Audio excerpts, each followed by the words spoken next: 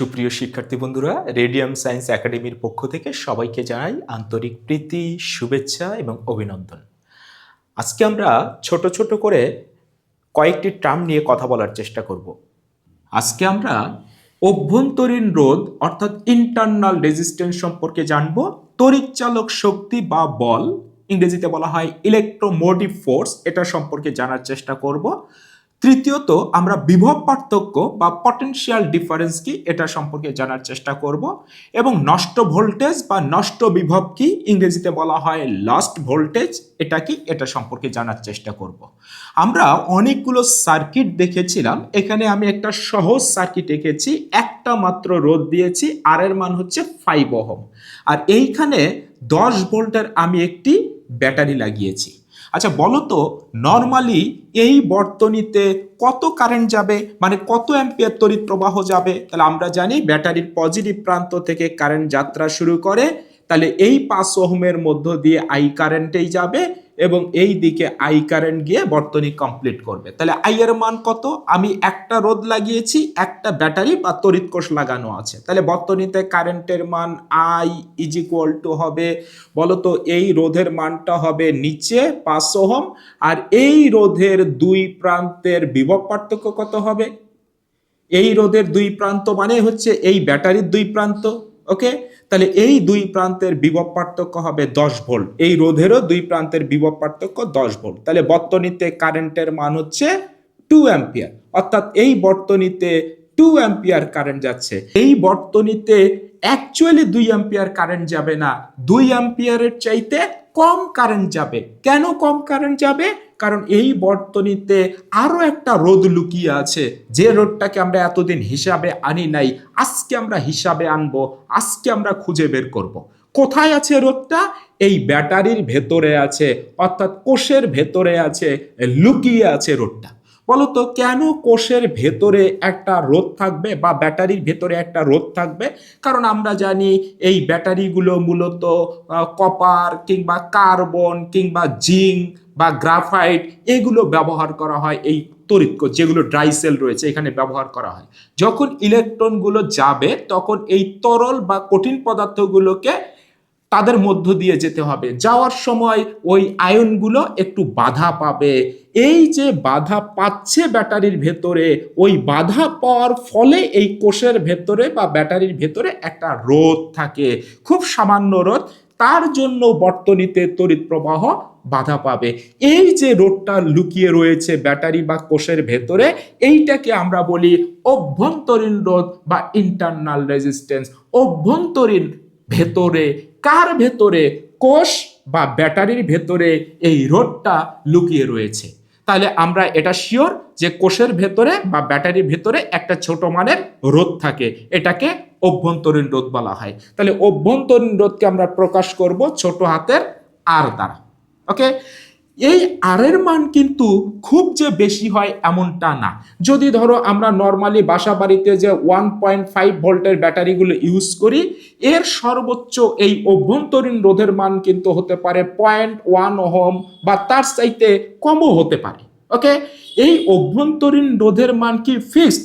না, এটা ব্যাটারি বা তড়িৎ কোষের বয়সের সাথে সাথে, মানে যত সময় গড়াবে এই অভ্যন্তরীণ রোধের মান কিন্তু বাড়তে পারে। অর্থাৎ অভ্যন্তরীণ রোধের মান ফিক্সড না, এটা ভেরিয়েবল, এটা চেঞ্জ হতে পারে, ওকে? তাহলে আমরা ধরে নেব 1.5 ভোল্টের রোধ 0.1 ওহম, ওকে? এইভাবে আমরা অভ্যন্তরীণ রোধকে চিহ্নিত করব। যদি আর লেখা থাকে তাহলে আমরা এটা বুঝবো অভ্যন্তরীণ রোধ। এইভাবে না লেখা থেকে অন্যভাবে বর্তনীতে থাকতে পারে। এইভাবে বর্তনীতে একটা রোধ লাগানো থাকতে পারে, ছোট করে একটা রোধ লাগানো থাকতে পারে, তারপরে এইখানে এইরকম একটা বক্স করে দেয়া থাকতে পারে, ওকে? তাহলে এই বক্সটা দেখলেই তোমরা বুঝবা এই পুরোটাই হচ্ছে ব্যাটারি। তাহলে এর ভেতরে এই রোধটা রয়েছে, তাহলে এইটা কিন্তু আমার অভ্যন্তরীণ রোধ। তাহলে এইটা দেখলেই বুঝবা এটা অভ্যন্তরীণ রোধ। আচ্ছা ধরে নাও এই যে এইটা অভ্যন্তরীণ রোধ, আচ্ছা ধরে নেই এর মান দেয়া আছে 1 ওহম, আমরা একটু বোঝানোর জন্য এইভাবে ধরে নিই, ওকে? তাহলে এই বর্তনীতে এই যে ব্যাটারিটা লাগানো আছে 10 ভোল্টের ব্যাটারি, এর মধ্যে একটা অভ্যন্তরীণ রোধ আছে, এর মান হচ্ছে 1 ওহম। দেখো এই রোধটাকে আমরা এতদিন হিসাবে আনি নাই কেন, কারণ রোধটার মান হচ্ছে খুবই কম, এই জন্য হিসাবে আনি নাই। কিন্তু রোধটা আছে তো, সো এটাকে হিসাবে আনতে হবে। ফলে এই রোধটাকে হিসাবে আনলে বর্তনীতে কিন্তু কারেন্টের মান তুলনামূলক একটু কম যাবে, যেটা সত্যি সত্যি এই ঘটনাটা ঘটছে। তাহলে বলো তো, অভ্যন্তরীণ রোধকে যদি আমি হিসাবে আনি, তাহলে এই রোধের সাথে এই যে অভ্যন্তরীণ রোধটা রয়েছে এটা শ্রেণীতে রয়েছে, একই রাস্তায় রয়েছে, তাহলে এই বর্তনীর তুল্য রোধ কত হবে? আর প্লাস আর যোগ হয়ে যাবে। ওকে, আর তাহলে রোধের মান বেড়ে গেছে। তাহলে রোধের মান যদি বেড়ে যায়, বলতো বর্তনীতে কারেন্টের মান কমে যাবে। আসলেই বর্তনীতে কত কারেন্ট যাচ্ছে চলো তো আমরা একটু বের করি। তাহলে বর্তনীতে কারেন্ট যাবে আই ইজ ইকুয়াল টু, বলো উপরে হবে হচ্ছে, আচ্ছা নিচে হবে হচ্ছে 5 এবং 1 6, অর্থাৎ আর এর মান ছিল 5, অভ্যন্তরীণ রোধ ছিল 1, অর্থাৎ 6 ওহম। তাহলে নিচে হবে 6 ওহম যদি আমরা অভ্যন্তরীণ রোধকে হিসাবে আনি। এবার বলো তো কত ভোল্টের ব্যাটারি লাগিয়েছিলাম? 10 ভোল্টের। কত ভোল্টের? 10 ভোল্টের। তাহলে উপরে হবে 10, 1.67 অ্যাম্পিয়ার কারেন্ট যাবে। খেয়াল করে দেখো, যদি আমি অভ্যন্তরীণ রোধ হিসাবে না আনতাম তাহলে বর্তনীতে কারেন্টের মান 2 অ্যাম্পিয়ার, আর অভ্যন্তরীণ রোধ যদি আমি হিসাবে আনি তাহলে কারেন্ট যাবে 1.67 অ্যাম্পিয়ার। তাহলে অভ্যন্তরীণ রোধ তো সত্যি সত্যি আছে, তাহলে অভ্যন্তরীণ রোধকে হিসাবে আনতে হবে। তাহলে অ্যাকচুয়ালি কি 2 অ্যাম্পিয়ার কারেন্ট যাচ্ছে বর্তনীতে? না, অ্যাকচুয়ালি কারেন্ট যাচ্ছে 1.67 অ্যাম্পিয়ার। ওকে, এখন দেখো এই তড়িৎচালক শক্তি কি আর বিভব পার্থক্য কি, এই দুইটা জিনিস আমরা একটু এইখানে বোঝার চেষ্টা করব। ওকে, একটু খেয়াল করো তো, এই রোধটাকে যদি আমি ব্যাটারিতে না লাগাইতাম ব্যাটারির সাথে, ওকে, তাহলে এইটাকে বলা হতো বহিবর্তনী বিবর্জিত সার্কিট। মানে আমি এই বহিবর্তনীতে কোনো রোধ লাগাবো না, অর্থাৎ ব্যাটারির সাথে আমি কোনো ধরো রেডিও বা কোনো টেলিভিশন কিংবা কোনো বাল্ব, কোনো ডিভাইস লাগিয়ে দেব না। তার মানে এই বর্তনীটা খোলা অবস্থায় আছে, ব্যাটারিটা মুক্ত অবস্থায় আছে। তার মানে আমি একটু এই দুই সাইড কেটে দিই, মানে এই রোধের সাথে এর কোনো কানেকশন নেই। তাহলে বলো তো এই রোধটার তার মানে এখনো কারেন্ট যাচ্ছে না বর্তনীতে, তাহলে এই কোষটার বা এই ব্যাটারিটার দুই প্রান্তের বিভব পার্থক্য কত? 10 ভোল্ট। তাহলে এইটাই সর্বোচ্চ বিভব পার্থক্য। তাহলে মুক্ত অবস্থায়, মানে ব্যাটারি মুক্ত অবস্থায় বহিবর্তনী ছাড়াই ওই কোষের বা ব্যাটারির দুই প্রান্তের সর্বোচ্চ যে বিভব পার্থক্য, এইটার নাম হচ্ছে তড়িৎচালক শক্তি বা তড়িৎচালক বল ই। ওকে, তাহলে এই 10 ভোল্ট হচ্ছে তড়িৎচালক শক্তির মান ব্যাটারির, অর্থাৎ ব্যাটারির দুই প্রান্তের সর্বোচ্চ বিভব পার্থক্যের মান, সেটাকে আমরা তড়িৎচালক শক্তি বলবো।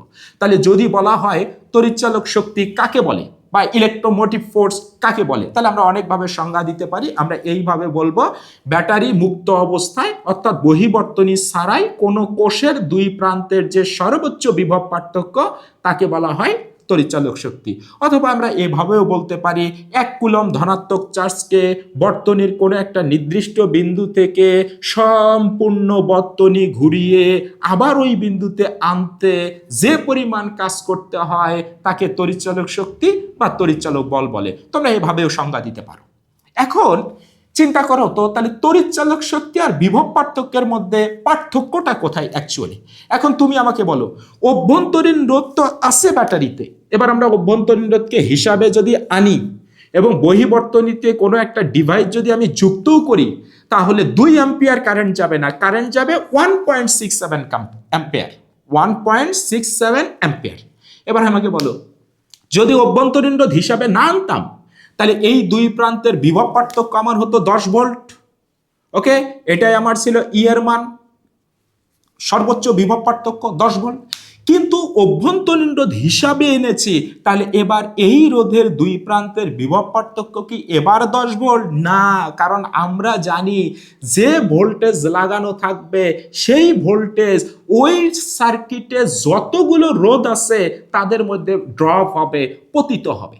তাহলে এই 10 ভোল্টের একটা ভোল্টেজ এখানেও ড্রপ হবে, একটা ভোল্টেজ এই অভ্যন্তরীণ রোধের মধ্যেও ড্রপ হবে। চলো তো দেখি অভ্যন্তরীণ রোধের মধ্যে কত ড্রপ হয়েছে। তাহলে অভ্যন্তরীণ রোধের মধ্যে ড্রপ হবে হচ্ছে ভি ইজ ইকুয়াল টু, বলো তো কারেন্ট যাচ্ছে আই আর এখানে হবে আর। বলো আই এর মান কত 1.67, আর এর মান কত 1, তাহলে কত ভোল্ট 1.67 ভোল্ট। অর্থাৎ এই ব্যাটারির মধ্যে অভ্যন্তরীণ রোধ থাকার কারণে 1.67 ভোল্ট এর মধ্যে ড্রপ হয়েছে। তাহলে এটা তো ব্যাটারির ভেতরেই ড্রপ হয়েছে, তাহলে এই ভোল্টেজটার জন্য কি কোনো কারেন্ট যাচ্ছে বর্তনীতে? না, এই ভোল্টেজের জন্য কোনো কারেন্ট যাবে না, এই ভোল্টেজটা তো ব্যাটারির ভেতরেই ড্রপ হয়েছে। চলো তো দেখি এই যে 1.67 অ্যাম্পিয়ার যে কারেন্ট যাচ্ছে এটা আসলে কত ভোল্টেজের কারণে যাচ্ছে। তাহলে এই রোধটার দুই প্রান্তের বিভব পার্থক্য কত এবার আমরা বের করি। এই 5 ওহম রোধের দুই প্রান্তের বিভব পার্থক্য V is equal to I R. বলো আই এর মান কত 1.67, আর এর মান কত, আর এর মান 5, 8.35 ভোল্ট। তাহলে বলো বর্তনীতে আমার 1.67 অ্যাম্পিয়ার যে কারেন্ট যাচ্ছে এটা কত ভোল্টেজের কারণে যাচ্ছে? 8.35 ভোল্টের কারণে।